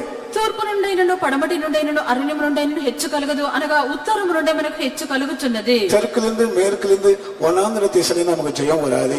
அப்படின்னு சொன்னால் நமக்கு ஜெயம் ஆனது வடதிசையில தான் வருகிறது. Our victory or promotion does not come to us from neither the south or the east or the west. That means a promotion therefore could only come from the north. తూర్పు పడమర దక్షిణము నుండి మనకు జయము కలుగుటలేదు, ఉత్తరము నుండి మనకు హెచ్చు కలుగుచున్నది. இதுவரைக்கும் நீங்க வேலை செய்யற இடத்துல உங்களுக்கு ப்ரமோஷன் கிடைக்கவில்லையா? வடதிசைக்கு திரும்புங்க, அங்கதான் ப்ரமோஷன் உங்களுக்காக காத்துட்டே இருக்கு. Have you not yet received a promotion in the place where you've been working so long? You shall turn to the north, for your promotion cometh to you from north only. ఇంతవరకు మీ యొక్క పని స్థలములందు మీకు హెచ్చు కలగకుండా ఉండవచ్చును, మరి ఉత్తర దిక్కునకు తిరుగుడి ప్రభు హెచ్చించుదురు. ஒரு விஷயம் இந்த வார்த்தையை சொல்லி ஒரு சபையில நான் பிரசங்கம் பண்ண கொண்டிருந்தேன், உனக்கு ப்ரமோஷன் கிடைக்கும், வடதிசைக்கு திரும்ப. அந்த வாரமே எத்தனையோ வருஷங்களா ப்ரமோஷன் தடப்படுதான அந்த ப்ரமோஷன் ஒரு விசுவாசிக்கு அந்த வாரமே வந்தது. அவருக்கு சந்தோஷம் தாங்க முடியல. அடுத்த வாரமே சாட்சி சொன்னார். Once using this particular verse, I was preaching in a church saying, turn to the north.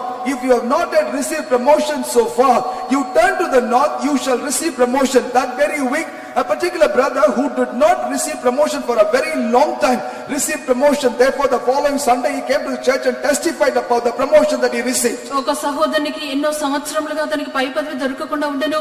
ఆ యొక్క వారం మంది యొక్క వాక్యమును ప్రసంగించున్నారు. ఆ యొక్క వారం మంది అతనికి యొక్క పై స్థానము దొరికి ఉన్నది. ஈஸ்ட்ல இருந்து வெஸ்ட்ல இருந்து சவுத்ல இருந்து ப்ரமோஷன் அல்ல, நார்த் சைடுல இருந்தா வரணும். அதான் தேவன் வாசம் உள்ள இடம். அந்த இடத்தை நோக்கி பாருங்க, அப்பொழுதுதான் உங்களுடைய குடும்பத்துக்கும் உனக்கு தேவன செழிப்புகளை கருத்து தருவார், ஜெயத்தையும் தருவார். Promotion does not come to you from the west or from the east or from the south. Turn to the north. The promotion comes to you from the north. When you turn to the north, then the Lord gives you not only promotion but also victory. తూర్పు పడమట దక్షిణం నుండి హెచ్చు కలుగుటలేదు, ఈ యొక్క ఉత్తరం నుండి మనకు హెచ్చు కలుగుచున్నది. ఇక్కడనే ప్రభు నివాసం చేయించున్నారు. கர்த்தர் வாசம் பண்ணக்கூடியதான அந்த இடத்திலிருந்து நமக்கு ஜெயம் நம்மை தேடி வருகிறது. It is from the place where God dwells, a victory or a promotion come towards us. దేవుడు నివాసం చేయనటువంటి ఆ యొక్క స్థలం నుండి మనకు హెచ్చు కలుగుచున్నది. இது ஒரு ஜீவியமானது தோல்வியில காணப்பட்டிருக்கலாம், கவலைப்படாதீங்க. இந்த வருஷ கடைசியில இந்த நார்த் சைடு திரும்புங்க, வடதிசையில திரும்புங்க, உங்களுடைய தோல்விகள் எல்லாம் கர்த்தர் ஜெயமாய் மாற்ற போகிறார். Perhaps your life had been a life of failure up until this moment. Worry not, turn to the north, for that's the place where God dwells, and your promotion, your victory from God from the north comes to you. ఇంతవరకు మీకు జీవితమందు అపజయములు కలిగి ఉండవచ్చును. ఇప్పుడు మీరు ఉత్తర దిక్కునకు తిరుగుడి, ప్రభు అక్కడ నివాసం చేయించున్నారు, మీకు జయమునిచ్చుదురు. கர்த்தர் பக்கம் நான் திரும்புவேன் அவன் தீர்மானம் பண்ணுங்க, அந்த வடதேசத்துல திரும்பக்கூடியவரானவா. Decide that you will follow, you will turn to the Lord, and that is when you make the decision, that by itself is the experience of turning to the north. దేవుని యొక్క ప్రక్కకు తిరగదమని తీర్మానించి అదే ఉత్తర దిక్కునకు తిరుగుట. இதுவரைக்கும் இந்த உலகத்துல ஜீவித்தது போதும், இதுவரைக்கும் இந்த உலகத்துல எனக்காக நான் வாழ்ந்தது போதும், இதுவரைக்கும் என் குடும்பத்துக்கு நான் வாழ்ந்தது போதும், ஆண்டவரே நான் உமக்காக ஜீவிப்பேன் என்று தீர்மானம் செய்யுங்க. Make a decision.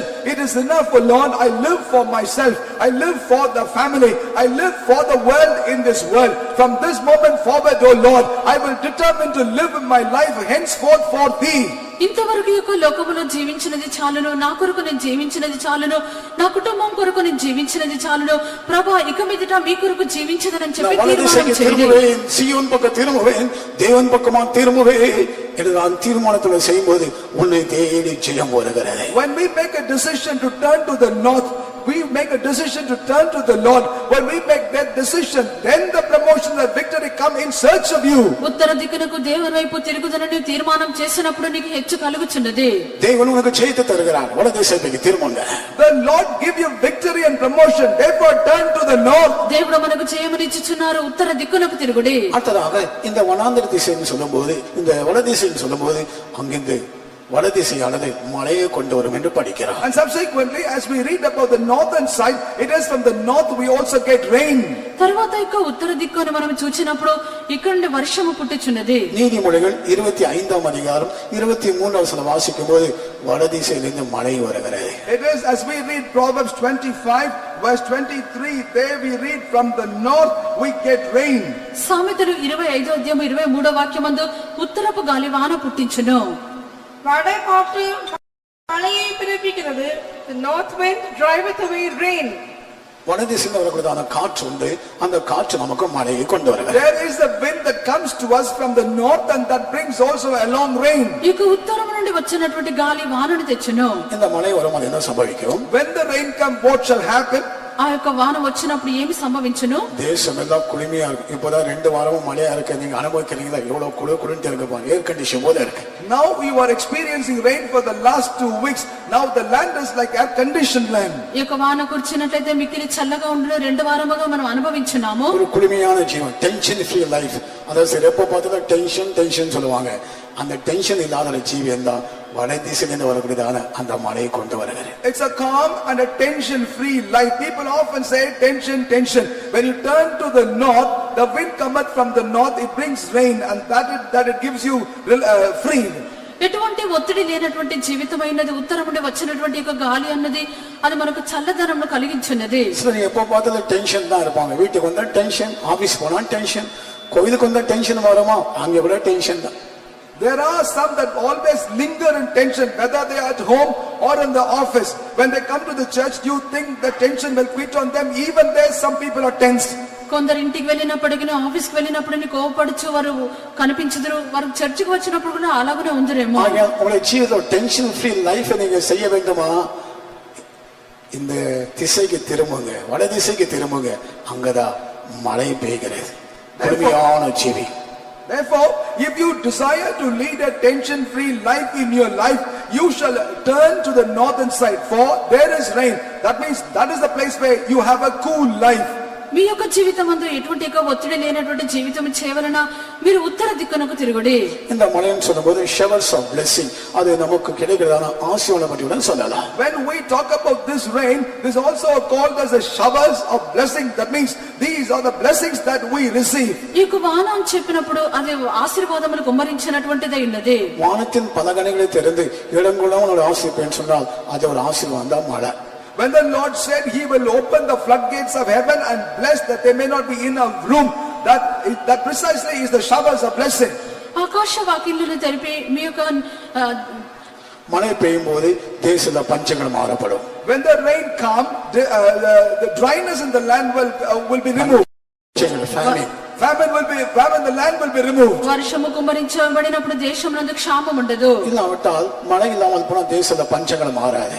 If there is no rain, then the famine in the land will not be removed. వర్షము లేనట్లయితే క్షామము మార్పు చెందదు. மழை இல்லாமல் போனா தேசத்துல செழிப்பு உண்டாகாது. And also, if there is no rain, there will not be prosperity in the land. దేశమునందు వాన లేకుండా ఉండినట్లయితే పచ్చదనం కలగదు. ஆக நம்முடைய தனிப்பட்ட ஜீவிதமான பஞ்சங்கள் மாற்றப்பட வேண்டும் என்றால், செழிப்பு உண்டாக வேண்டும் என்றால் நமக்குள்ள ஒரு மழையை பெய்யணும். வடதிசைக்கு திரும்புவது அங்க மழை உண்டாகும். Therefore, if at all the famine in the personal life and the prosperity in the family life will have to increase, we need to turn to the northern side, for that is the place from where we get rain. మన యొక్క వ్యక్తిగత జీవితంలో ఉండినటువంటి క్షామము అది మార్చబడవల్లంటే యొక్క వర్షము కుమ్మరించబడవల్లో అతి నిమిత్తము ఉత్తర దిక్కునకు తిరగవలెను. அநேக ஜீவிதத்துல பஞ்சங்கள் மாறாம இருக்காது. இன்றைக்கு உடைய பஞ்சம் மாற்றப்பட வேண்டுமா? ஆவிக்குரிய பஞ்சங்கள் மாற்றப்பட வேண்டுமா? வடதிசைக்கு திரும்புங்கள், அங்க மழை உனக்காய் காத்து கொண்டிருக்கிறது. In the lives of many, famine is not removed. should the spiritual famine in your life be removed, then turn to the north, for there is the rain waiting for you. అనేకుల యొక్క జీవితమందు క్షామము మార్చబట్టలేదు, మీకు క్షామము మార్చబడవలంటే మీరు ఉత్తర దిక్కునకు తిరగవలను, మీ కొరకు వర్షం వేచి ఉన్నది. சிலருக்கு ஆவிக்கிற பஞ்சங்களும் மாறுவதில்லை, எழுத்துக்குள்ளான பஞ்சங்களும் மாறுவதில்லை. எல்லா இடத்துல கேட்டு கேட்டு வாங்குவாங்க, கடன் கேட்டு வாங்குவாங்க. இது காரணம் என்ன? உடைய ஜீவிதத்துல பஞ்சம் மாறுவதில்லை. For some, the spiritual famine as well as the literal famine does not change. They will be going on borrowing in their life. Why? They have not turned to the north, and that's the reason why the famine in the life also has not changed yet. కొందరి యొక్క జీవితమందు ఆత్మీయ ప్రకారమైన శరీర ప్రకారమైన క్షామం మారటలేదు. కారణం ఏదనగా వారు ఉత్తర దిక్కునకు తిరుగుటలేదు. ஒரு இடத்துல ஒரு சகோதரன் இருந்தா, அவர் பேரு பஞ்சப்பா. அவர் பேரு பஞ்சப்பா. நான் கேட்டேன், எதுக்கு உனக்கு பஞ்சப்பான்னு பேர் வைத்தாங்கன்னு கேட்டேன். In a particular place, there was a brother who was called after Panjappa. I asked him as to why were you called by this name? ఒక గుర్తింపబడిన స్థలంలో సేవ చేయనప్పుడు అక్కడ ఒక వ్యక్తి పేరు పంచప్ప అయినది. உனக்கு எதுக்கு அங்க பஞ்சப்பான்னு பேர் என்று வைத்தார்கள் கேட்டேன். அவர் பிறந்த போது வீட்டுல பயங்கரமான பஞ்சமா ஆகிய அவருக்கு பஞ்சப்பான்னு பேர் வச்சுட்டாங்க. When I asked him as to why were you given this name Panjappa, unto that the brother told me the time when he was born into the family was undergoing severe famine, and that's the reason why they named him after Panjappa. అతడు వారి యొక్క కుటుంబంలో జన్మించినప్పుడు ఇంటిలో భయంకరమైనటువంటి క్షామమైనది, అందుచేత నా యొక్క పేరు పెట్టినారని చెప్పాను. And subsequently, after receiving the waters of baptism, Panjappa had become Jesudas. తర్వాత అతని యొక్క బాప్తిస్మమునందు అతని యొక్క పేరు మార్చబడినది, యేసురాజు అని పెట్టబడింది. நான் பார்த்தேன், அவர் பேரு குப்பசாமின் பேரு இருந்தது. நான் கேட்டேன், எதுக்கு அவனுக்கு குப்பசாமின் பேரு வைத்தான் கேட்டேன். There was another brother whom I came across. His name was Kuppusami. I asked him as to why were you named Kuppusami.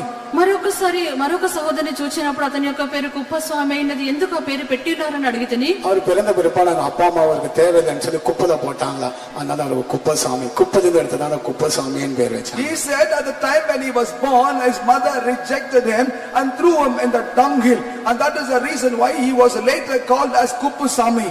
అతడు పుట్టినప్పుడు ఆ యొక్క తల్లిదండ్రులు మాకు అవసరం లేదని చెప్పి పెంటలో పారవేసినారు, అందుచేత ఆ యొక్క పేరు పెట్టిరి. இன்னைக்கு குப்பசாமிகள் ஆண்டவர் மாற்ற போகிறார், பஞ்சப்பாகளை ஆண்டவர் மாற்ற போகிறார். ஆனால் என்ன செய்ய வேண்டும்? வடதிசைக்கு திரும்ப வேண்டும். வடதிசை திரும்ப போனா குப்பசாமி குப்பையா இருப்பாரு, பஞ்சப்பா பதிலா இருப்பாரு. Today the Lord is going to change both Kuppusami and Panjappa, but they will have to turn to the Lord, to the north. If they don't turn to the northern side where God is, they will continue to be as Kuppusami, and also they'll continue to be called as Panjappa. ఈ యొక్క దినమున దేవుడి క్షామమును పెంటను మార్చివేయుదురు. ఉత్తర దిక్కునకు తిరిగినప్పుడు మాత్రమే, తిరగకుండా ఉండినట్లయితే మార్పు చెందము. வடதிசையில திரும்புங்க, அங்க உங்களுக்காக ஆசீர்வாதம் காத்துக்கொண்டே இருக்கிறேன். Let us turn to the northern side. For us, blessings are awaiting. ఉత్తర దిక్కునకు తిరిగి రండి, మీ కొరకు ఆశీర్వాదం వేచి ఉన్నది. நீங்க வடதிசையை திரும்ப செய்யர் மனையை சுத்திக்கிட்டே இருந்தால் உங்களுக்கு ஆசீர்வாதம் கிடையாது. Instead of turning to the north and compassing around the Mount Seir, you will have no blessings. ఉత్తర దిక్కునకు తిరగకుండా శరీరం అనే చుట్టూ తిరిగినట్లయితే మీకు ఆశీర్వాదం లేదు. அடுத்ததாக வடதிசையிலிருந்து நமக்கு ஒரு செழிப்பு ஆவிக்குரிய கனிகள் உண்டாக்குதான் அனுபவம் கருத்து இருக்கிறார். Subsequently, it is from the north of prosperity or the spiritual fruit the Lord grant to us. తర్వాత ఉత్తర దిక్కు నుండి మనకు సస్యశ్యామలము కలుగుచున్నది. வாழையை எழும்பு தென்றலே வாழ்ந்து வாசிக்கிறோம். We read, oh the north wind arise and south wind come. ఉత్తర వాయువు ఏతించమో దక్షిణ వాయువు వెంచేయమని చదువుచున్నాము. உன்னதமான 4ஆம் அதிகாரம் 14ஆம் வசனம் வாசிக்கும் போது வடதிசையிலிருந்து வரக்கூடியதான அந்த ஆசீர்வாதம் ஆவிக்குரிய கனிகள் தரக்கூடியதான அனுபவம். As we read Song of Solomon chapter 4 verse 16, there we read about the wind that cometh forth from the north, and as a result of that gives bringeth forth good fruits, that the spiritual fruits in our life. పరమగీతము 4వ అధ్యాయము 16వ వాక్యమందు మనం చదువుచున్నాము, ఈ యొక్క ఉత్తర వాయువు వలనే ఈ యొక్క ఫలములను సస్య సామరమును పొందుచున్నాము. வாடியே எழும்பு, தென்றலே வா, கந்தக பிசுங்கள் வடிய என் தோட்டத்தில் வீசு, என் நேசர் தம்முடைய தோட்டத்திற்கு வந்து தமது அருமையான கனிகளை புசிப்பாராக. Awake, O north wind, and come thou south, blow upon my garden, that the spices thereof may flow out. Let the beloved come into his garden and eat his pleasant fruits. அருமையான கனிகளை தரக்கூடியதான அனுபவம் தான் இந்த வடதிசையிலிருந்து நமக்கு கிடைக்கிற ஆசீர்வாதம். The blessing that we receive from the north is the experience of bearing pleasant fruits. ఇష్టమైనటువంటి ఫలములు ఇచ్చినటువంటిది నీకు దక్షిణ వాయువై ఉన్నది. தோட்டமாகிய சபைக்குள்ள இயேசு வரும்போது, தோட்டமாகிய நம்முடைய சபைக்குள்ள, தோட்டமாகிய கெல்லி சபைக்குள்ள இயேசு வரும்போது நம்மை கண்டு அருமையான கனிகளை புசிக்க வேண்டாம். When Lord Jesus come into the garden which is the church, when Lord Jesus come into this garden, our church is in Kelly's, the Lord will have to eat off from the pleasant fruits. ఉద్యానవనమైన మనలోనికి, ఉద్యానవనమైన సంఘంలోనికి యేసు వచ్చినప్పుడు తనకిష్టమైన ఫలములు ఆయన భుజింపవలెను. இதுவரைக்கும் நீங்க அருமையான கனிகளை தராத ஒரு ஜீவித்தை செய்திருக்கலாம், கவலைப்படாதீங்க. ஆண்டவர் உங்களுக்கு உதவி செய்வார், அருமையான கனிகளை தரும்படியாக உதவி செய்கிறார். ஆனா நீங்க செய்யறதான ஒரே ஒரு காரியம், வடதிசைக்கு திரும்ப வேண்டாம். Maybe you have not yet given pleasant fruits. Do not worry about that. The Lord himself will help us that from now on we will be able to bear pleasant fruits. But one thing you need to do, and that one thing is for you to turn to the northern side. ఒకవేళ ఇంతవరకు మీరు రమ్యమైన ఫలములు ఫలించకుండా ఉండవచ్చును మీరు చింతింపకుడి. మీరు రమ్యమైన ఫలములు ఫలించదురు. ఒకే కార్యము ఉత్తర దిక్కునకు తిరగవలెను. கனி தராத கொடிகள் எல்லாம் அறுத்து போடுகிறார். கனி தரக்கூடியதான கனிகள் இன்னும் அதிகமாய் கனிகளை தரும்படியாக சுத்திகரிப்பதான யோவான்ல வாசிக்கிறோம். All the wine that bear no fruit will be cut asunder, but those wines that bear fruit will be pruned, and that is what we read in the book of Job. ఫలించినటువంటి ప్రతి తీగయు తొలగించబడును, ఫలించినటువంటి తీగ బహుగా ఫలించు నిమిత్తము అది శుద్ధి చేయబడునని యోహానులో చదువుచున్నాము. யோவான் சுவிசேஷத்தை வாசிக்கும்போது அதிகமாய் கனிகளை தரும்படியாக அவர் நம்மை சுத்திகரிக்கிறார். As we read in the book of John, there we read that we may bear much fruit. The Lord prunes us and cleanses us. యోహాను సువార్తలో మనం చదివినప్పుడు అధికముగా ఫలించు నిమిత్తము ఆయన మనల్ని శుద్ధి చేయుచున్నారు. வலதிசையில திரும்புங்கள். இப்போ இந்த 5 விதமான ஆசீர்வாதங்கள் உங்களுக்காக காத்துக்கொண்டே இருக்கிறது.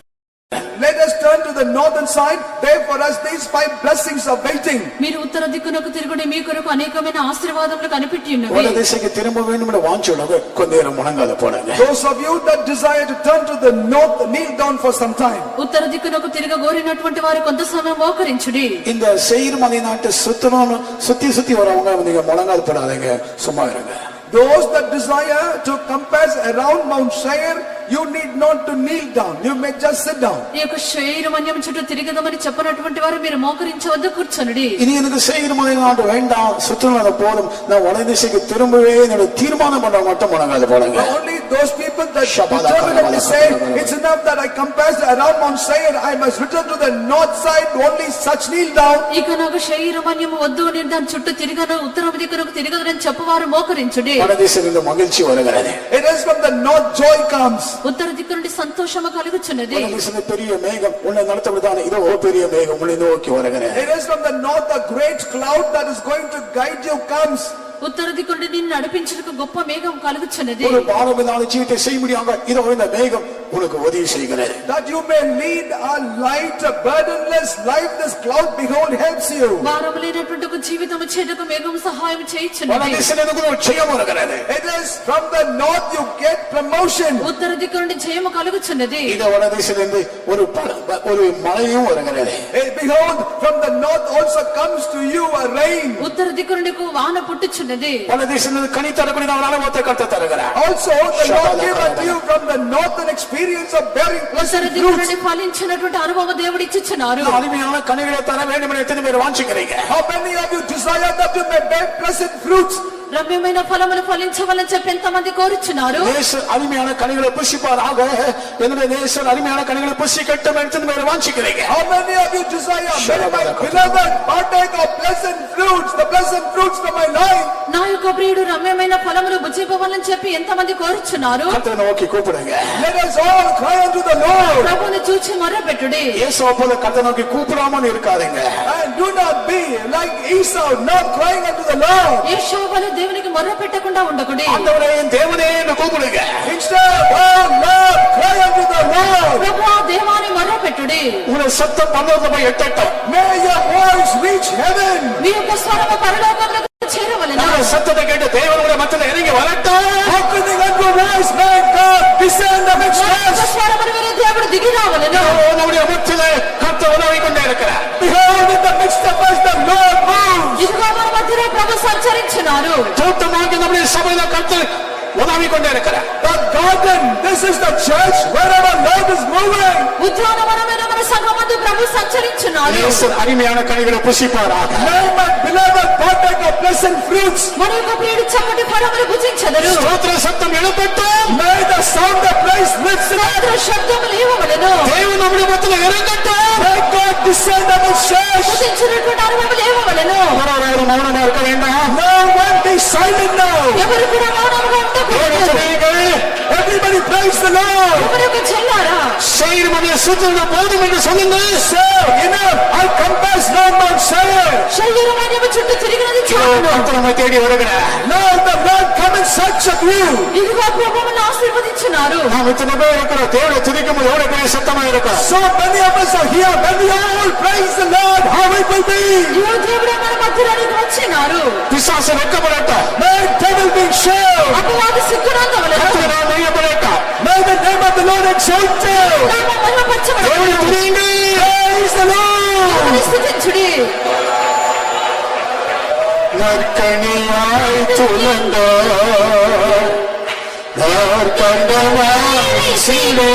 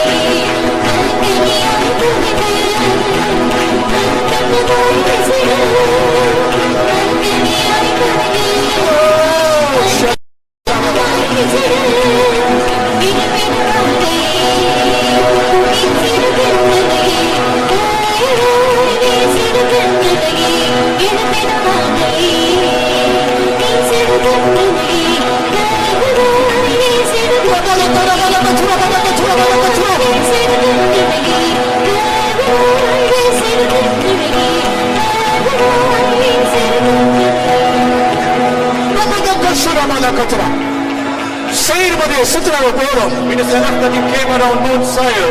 வலதிசை திரும்புங்கள். Turn towards north. இதோ வலதிசையில் சீயோன் இருக்கிறது. Behold, there is Zion towards north. பலவிதமான ஆசீர்வாதம் நம்மை தேடி வருகிறது. Different types of blessings comes in search of us. பலவிதமான ஆசீர்வாதம் நம்மை தேடி வருகிறது. Different blessings comes in search of us.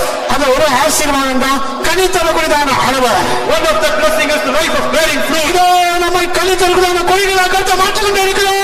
It's making us plants that give forth fruit.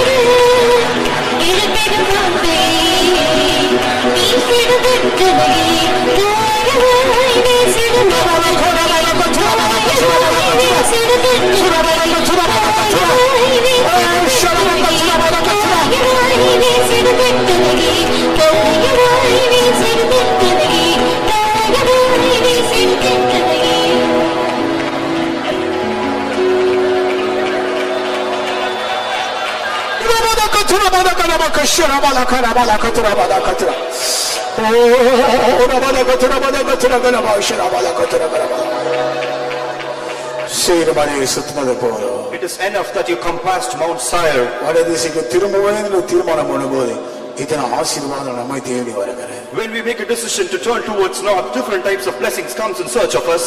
வடதிசைக்கு திரும்பினவங்க கரங்களை உயர்த்தி ஸ்தோத்திரம் பண்ணுங்க. ஸ்தோத்திரம் ஸ்தோத்திரம் ஸ்தோத்திரம் ஸ்தோத்திரம் ஸ்தோத்திரம். நீங்கள் கரங்களை உயர்த்தி வடதிசைக்கு திரும்பணும் அப்படின்னா ஆசீர்வாதம் நம்மளை தேடி வருகிறது. ஆசீர்வாதம் நம்முடைய குடும்பத்தை தேடி வருகிறது. because you have lifted up your hands and decided to turn towards north, the blessings is coming now in search of you. அது விசுவாசிக்கிறவங்க ஸ்தோத்திரம் பண்ணுங்க.